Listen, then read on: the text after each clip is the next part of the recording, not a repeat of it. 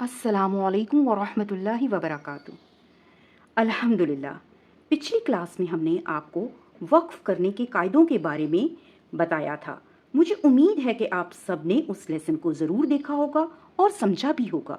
अगर किसी ने हमारा पिछला लेसन नहीं देखा तो वो लेसन नंबर 49 वक्फ़ के कायदे पार्ट 1 और लेसन नंबर 50 वक्फ़ के कायदे पार्ट 2 ज़रूर देख ले, ताकि उसे कुरान पाक की तिलावत के दौरान रुकने की सूरत में कैसे वक्फ़ करना चाहिए अच्छी तरह से समझ में आ जाए। आज का हमारा लेसन है वक्फ़ की अलामतों के बारे में। आज की क्लास में हम जानेंगे कि वक्फ़ की अलामतें कौन कौन सी हैं और जब वो कुरान मजीद के अंदर आ जाती हैं तो उनको पढ़ने का तरीका क्या है। आज की क्लास में हम इस बात को समझेंगे। वक्फ़ की अलामतों को रमूज़ औक़ाफ़ कहते हैं। रमूज़ जमा है रम्ज़ की, जिसका मतलब है अलामत, निशानी या सिंबल। और औक़ाफ़ जो है वक्फ़ की जमा औक़ाफ़ है और वक्फ़ का मतलब है रुकना, ठहरना। रमूज़ औक़ाफ़ वो अलामतें और सिंबल्स हैं जिनको देखकर हमने अपनी तिलावत के दौरान रुक जाना है या फिर मिलाकर आगे पढ़ना है। आज हम इन अलामतों में छुपे इशारों को समझेंगे और उनकी अदायगी का तरीका भी सीखेंगे।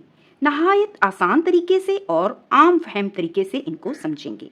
आप कोशिश करें कि इन अलामतों को अपनी कॉपी में नोट कर लें और साथ ही साथ इसकी अदायगी का तरीका भी समझ लें, ताकि आपकी तिलावत खूबसूरत बन जाए।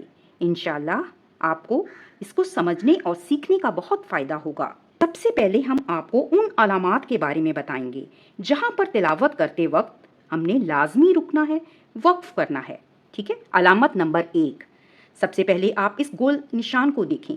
इसको हम आयत ख़त्म होने का निशान कहते हैं। इसको वक्फ़े ताम भी कहा जाता है। इस पर ठहरना चाहिए। जैसे हर आयत के एंड पर ये गोल निशान आ जाता है, जहाँ पर बात पूरी हो जाती है वहाँ आयत ख़त्म होने का निशान और नंबर आ जाता है। इसको आप सूरत फातिहा को पढ़ते वक्त देखें। सबसे पहली आयत देखें, अल्हम्दुलिल्लाहि रब्बिल आलमीन। गोल निशान है, इसमें आयत का नंबर लिखा हुआ है 1। ठीक है, हम रुक जाएंगे। फिर अगली आयत पढ़ेंगे, अर्रहमानिर रहीम। फिर गोल निशान है और अंदर आयत नंबर 2 लिखा हुआ है, मालिकी यौमिद्दीन। फिर आयत का निशान है जिसमें आयत नंबर 3 लिखा हुआ है। अब आप पूरे कुरान पाक में जहाँ भी ये गोल निशान आयत के नंबर के साथ लिखा हो वहाँ पर आपने रुक जाना है, सांस और आवाज़ दोनों तोड़ देनी है। ये वक्फ ताम की अलामत है। तो फिर आपने नए सांस से अगली आयत को शुरू करना है। ठीक है। ये अलामत नंबर 1 आयत का निशान। अलामत नंबर 2 आइन। आइन से मुराद रुकू का निशान है। जहाँ एक रुकू ख़त्म होता है वहाँ पर ये निशान आइन आता है। तिलावत के दौरान रुकू ख़त्म होने पर रुकना चाहिए। कुरान पाक में रुकू का तयन कुरान पाक के मज़ामीन के एतबार से किया गया है। जहाँ सिलसिला कलाम ख़त्म हुआ वहाँ ये रुकू की अलामत बना दी गई है। ठीक है। रुकू में 3 मुख्तलिफ किस्म के नंबर लिखे होते हैं जो 3 अलामात को वाज़िया करते हैं।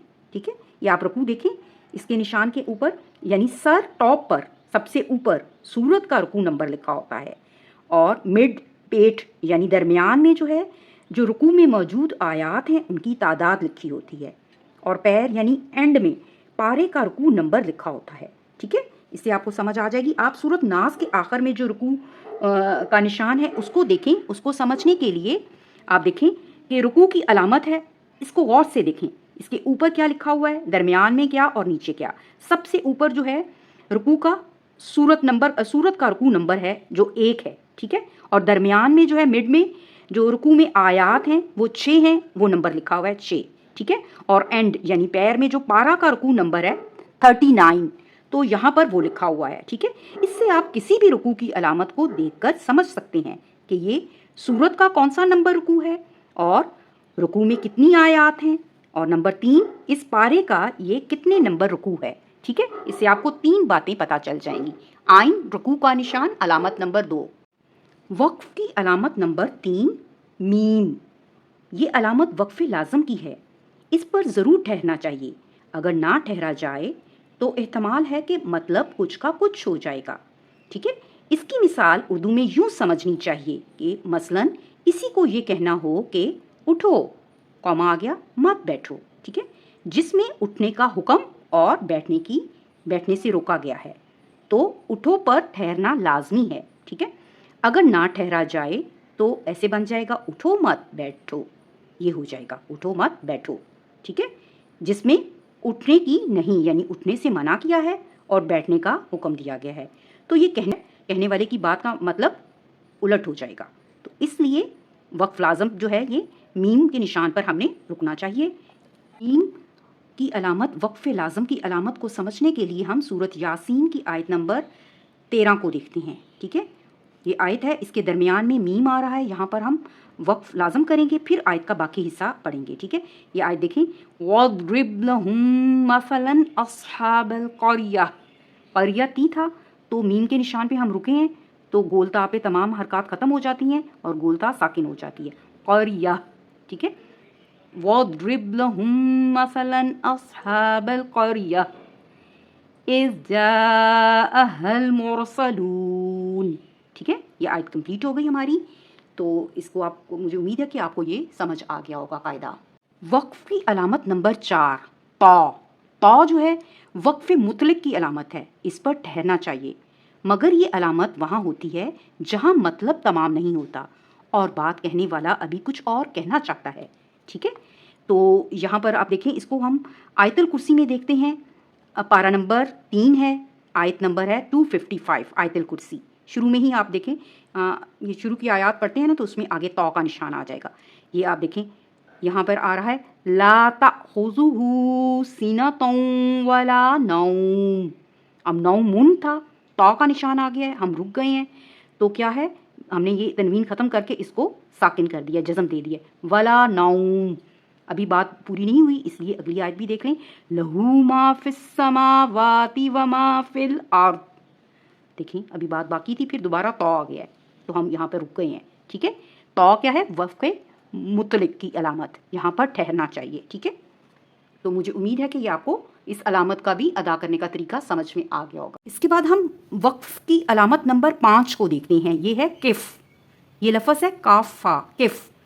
اس کے معنی ہے ٹھہر جاؤ، اور یہ علامت وہاں استعمال ہوتی ہے جہاں پڑھنے والے کے ملا کر پڑھنے کا اندیشہ ہو، اور وہاں پر یہ کف کی علامت لکھتی جاتی ہے، ٹھیک ہے.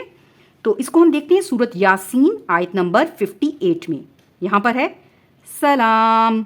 اب سلام من تھا لیکن آگے کف لکھا ہوا ہے تو من کی 2 پیش کی تنوین ختم کر کے ہم نے اس کو جزم دے دیا اور سانس اور آواز دونوں روک کر ٹھہر جانا ہے. پھر آیت کا اگلا حصہ ہم پڑھیں گے.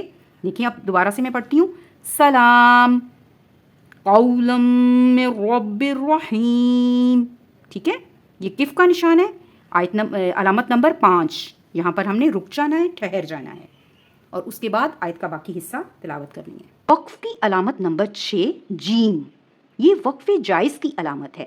یہاں وقف کرنا اور نہ وقف کرنا دونوں برابر ہیں، یعنی جائز ہے. اگر ہم رک جائیں تو بھی ٹھیک ہے، اگر نہ رکیں تو بھی ٹھیک ہے. تو اس کو سمجھنے کے لیے ہم آیت الکرسی ہی کو دیکھتے ہیں، ٹھیک ہے. یہ آیت الکرسی میں آپ دیکھیں شروع ہو رہی ہے اللہ لا الہ الا ہو. یہ جیم کا نشان آ گیا، ہم رک گئے ہیں، ٹھیک ہے. تو پھر اس کے بعد ہم آگے پڑھیں الحی القیوم. یہاں پھر جیم آ گیا ہے تو ہم رک سکتے ہیں. تو آگے آ رہا ہے، اس کو ہم اگر ملا کر پڑھیں تو ہم ایسے بھی پڑھ سکتے ہیں. کچھ لوگ ملا کر پڑھتے ہیں اس کو، اللہ لا الہ الا هو الحی القیوم. تو ہم اس کو ملا کر اور علیحدہ علیحدہ توڑ کر دونوں طریقے سے ادا کر سکتے ہیں. آج ہم نے آپ کو وقف کرنے کی جو 6 علامات ہیں وہ بتائی ہیں. یہ ایسی علامات ہیں جہاں پر ہمارا ٹھہرنا ضروری ہے، ٹھیک ہے. تو آپ نے ان علامات کو غور سے دیکھنا ہے اور ان پر قرآن پاک میں اس کے مطابق جو میں نے آپ کو اصول بتائے ہیں اس کے مطابق وقف کرنے کی کوشش کرنی ہے. تو دیکھ لیں، ایک دفعہ ریوائز کر دیتی ہوں. سب سے پہلے علامت نمبر 1 آیت کا نشان ہے جہاں پر ہم نے لازمی ٹھہرنا ہے، جس کو وقف تام بھی کہتے ہیں. نمبر 2 جو علامت ہے وقف کی، آئین رکوع کا نشان ہے، یہاں پر ہم نے لازمی ٹھہرنا ہے، ٹھیک ہے. اور علامت نمبر 3 جو آج میں نے آپ کو بتائی ہے میم، وقف لازم ہے، یہاں پر بھی ٹھہرنا ضروری ہے، ٹھیک ہے. اس کے بعد علامت نمبر 4 تا، وقف تام کی علامت ہے، یہاں پر بھی ٹھہرنا چاہیے، ٹھیک ہے. اور اس کے بعد علامت نمبر 5 کف. کف جو ہے یہاں پر ٹھہرنا لازم ہے، یہاں یہ علامت کا مطلب ہی ہے ٹھہر جاؤ، ٹھیک ہے. تو یہاں پر ہم نے لازمی رکنا ہے. اور علامت نمبر 6 جو ہے جیم، وقف جائز ہے، وقف جائز کی علامت ہے، یہاں پر ٹھہرنا اور نہ ٹھہرنا دونوں جائز ہیں. تو مجھے امید ہے کہ آپ کو یہ جو آج علامات میں نے بتائی ہیں سمجھ میں آ گئی ہوں گی۔ تو انشاءاللہ ہم اپنے اگلے لیسن میں آپ کو باقی علامات کے بارے میں بتائیں گے۔ تو اس وقت تک کے لیے اللہ حافظ۔ اللہ سبحانہ و تعالی ہماری کوششوں کو قبول کرے، ہمارے علم و عمل میں اضافہ کرے اور ہمیں بہترین تجوید سے قرآن پڑھنے والوں میں سے بنا دے۔ السلام علیکم ورحمۃ اللہ وبرکاتہ۔